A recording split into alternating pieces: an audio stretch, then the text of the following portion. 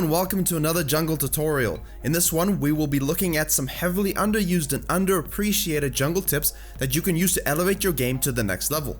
They require some discipline to enable and consistently require a heightened awareness of the enemy jungler. We'll also look at other important jungling aspects around these tips, such as your back timing, and give them context. Most of you are probably doing some of these at the very least, but being aware of them will allow you to use them every game and make them a fluent part of your jungling gameplay.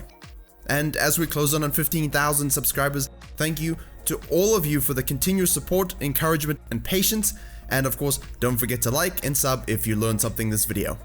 We're going to start off with a simple yet relatively unknown trick in League. If you're going on a cheeky invade or getting invaded to the point that people start throwing down their trinket wards before minions have spawned, you can figure out who actually placed them.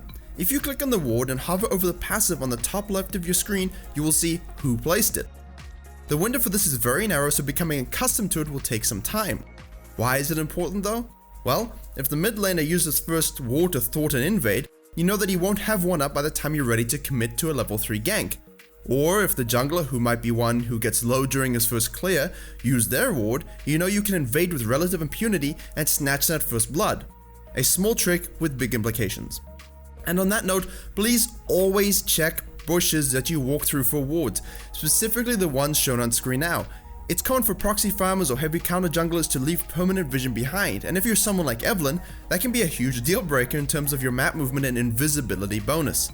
We're going to look at the concept of counter jungling and vision in a second, but I thought it was worth mentioning first and foremost that no matter where you are roaming on the map, check bushes and continuously press spacebar to return to your character as you walk through them, or keep your eyes on the minimap while traversing the map so it will show up when you do walk across any observable vision. To that end, let's consider this Kayn vs Nocturne early game example, where I use a few of these next tips in succession to eke out a huge advantage.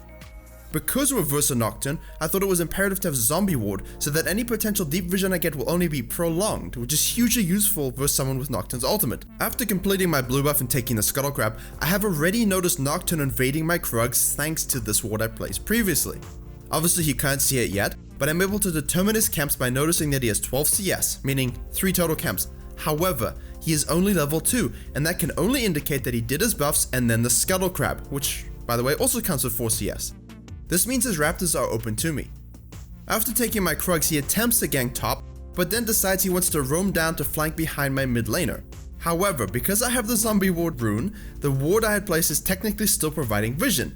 Nocturne fails to check the bush as he's walking by, so doesn't realize we have seen him. This has huge implications for the next 5 minutes.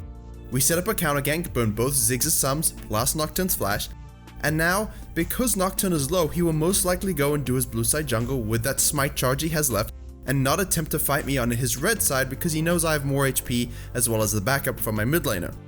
This at least was my thought process in game, so I moved down to take his Krugs and also throw in a gank bot lane. It isn't the most well executed gank, but we chunk some health, burn some sums, and regain some lane pressure from my bot lane. Now, another important tip, your back timing in relation to the enemy's back timing. On your assumption that he will clear his blue side before returning to his red side, this means that you've made use of his back time and removed all possible camps on the map for him. His only option then is to invade our blue side and attempt to steal my Grumpen wolves on their second spawn. And so, instead of going back, I quickly adjust and take those camps before I move on to my raptors for the second time, and then I head back. Let's look at what Nocturne is currently doing while I've gone back to buy. I am off the field, so it's his opportunity to make a play or deny me in some way. Because he lost his Krugs and Raptors, he moves to counter jungle me, but I've already cleared that. There's nothing on the bot side of the map, and so he attempts a couple of ganks on my bot lane. I'd already asked my bot to ward and pay attention to this. And how did I know he was there? Because when I was counter jungling, I left the ward behind at Raptors, which then spawned into a zombie ward. I know where he is now, and I know there's nothing for him to do on that side of the map aside from ganking. I communicated this, and that's what's so important here also. So, what do I do to punish him further?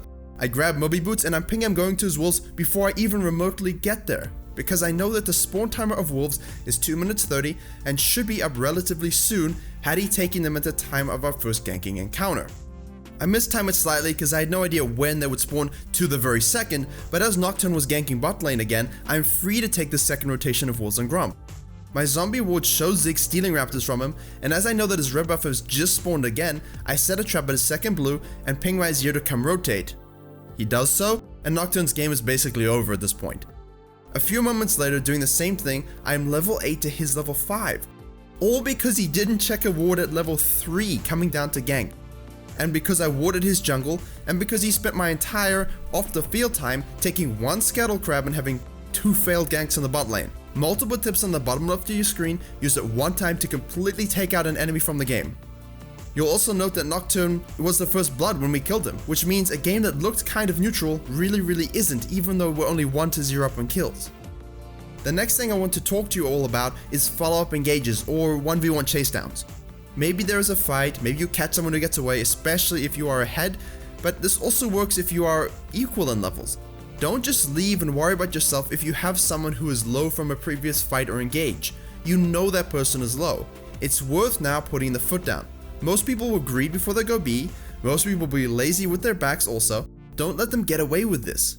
In this Evelyn clip you're watching, I know Elise is 2 levels below me. She just bursted a flash to get away from me killing her, and she will feel like she really needs that Grump to catch up. I let her think she's getting it, I'm a little bit patient, she doesn't get spotted by the plant that I hit, so she thinks she's gonna be sneaky about it. I collapse, I flash, I kill her, and I get out. In the next clip here, my mid laner gets caught out. They manage to kill him, but I do see a low Nidalee. And that's another important aspect. Always look at your team when there's a fight going on, see what you can get, and see what the situation is, see if any summoner spells are burned. Now at this point, I'm anticipating a little bit of greed from Nidalee. Even if she doesn't go through with it, I'll get free counter jungling.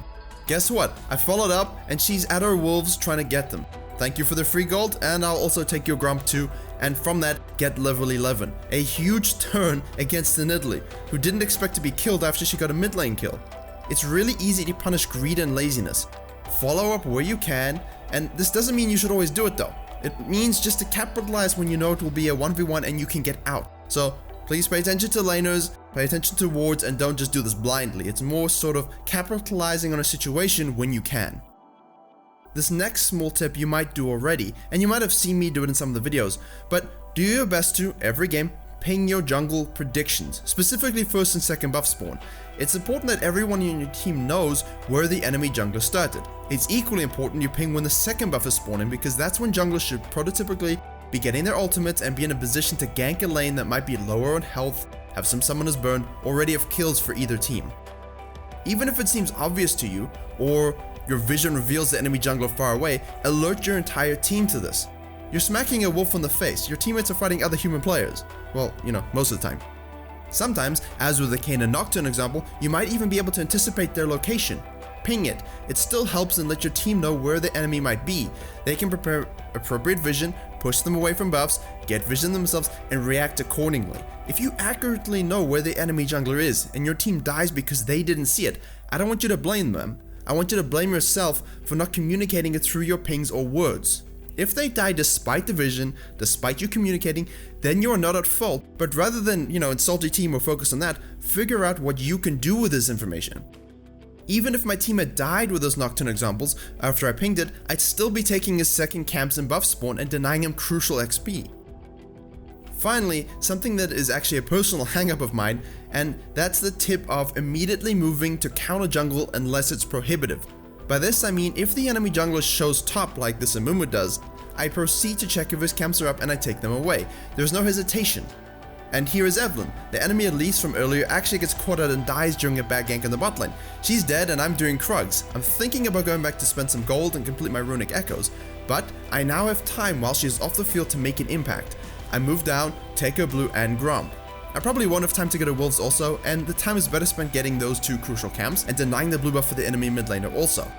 I also know these two camps are up, and instead of wasting another 15 seconds with the wolves, I do what I can. This also puts you in a position of being forced to show in the river to gank top or mid, or go all the way back down to bot lane and get what camps are up, and then gank, bot lane again. This is key information. It's the same principle if you get the enemy jungler low and they're forced to back at level 3. Check their CS, go steal a camp. If your laners are doing an amazing job and you don't have much to do, but the enemy jungler dies, go steal a second buff, leave some vision, and move on. Don't wait to react to something on the map. When the enemy jungler shows or dies, you are on the clock with what you can do while they aren't able to have an impact on you, unless of course you're counter ganking. That's a separate issue. I'm talking more if they're on the other side of the map. Your jungle camps will be there after you've done this. Reward yourself with those camps after making a good play, after ganking. after stealing the enemy's camps. And please don't forget the earlier tip of leaving vision behind when you do counter jungle. If the enemy jungler shows in a counter jungled area where you've left vision, you know you're free to move to the other side, you know where you can counter gank, and you know where you can move without fear of running into them because you know they aren't there. I hope these more intricate and simple tips can help elevate your game slightly. You'll notice more of these things as you play and you don't do them. Go watch a replay and see if you're doing any of these. See where there are occurrences where you could have done some of these tips and maybe it would have changed the game in your favor.